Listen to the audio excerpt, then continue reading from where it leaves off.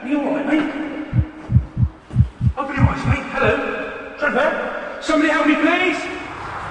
1, 2, 3, 4, 5, 6, 7, 8, 9, 10.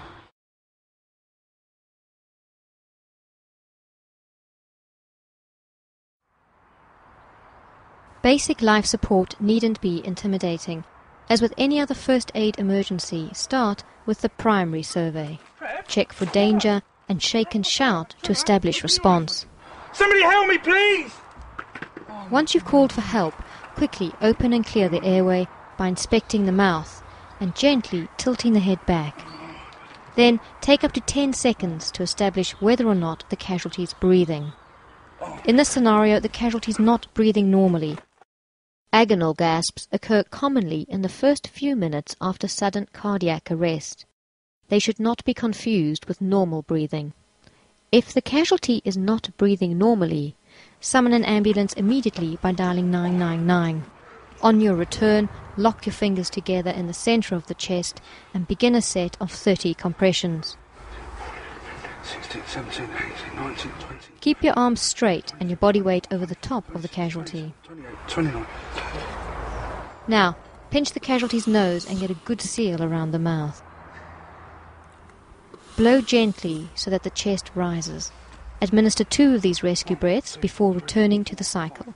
30 compressions followed by 2 rescue breaths. The compressions are at a rate of around 100 to 120 per minute and a depth of about 5 to 6 centimeters. 30.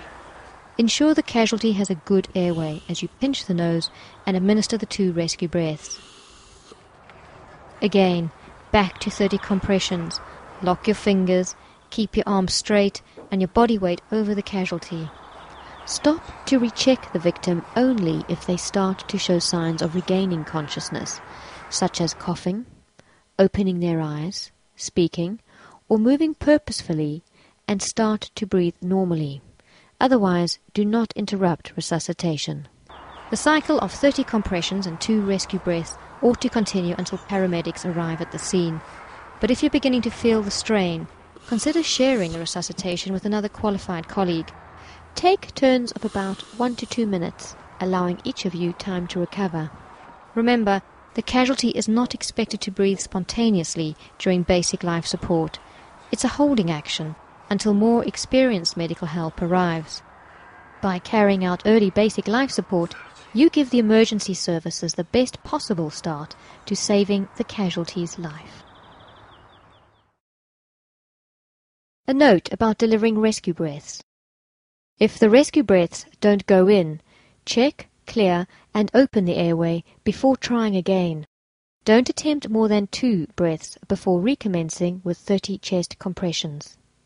When carrying out rescue breaths, you may consider protecting yourself with the use of a face shield or pocket mask.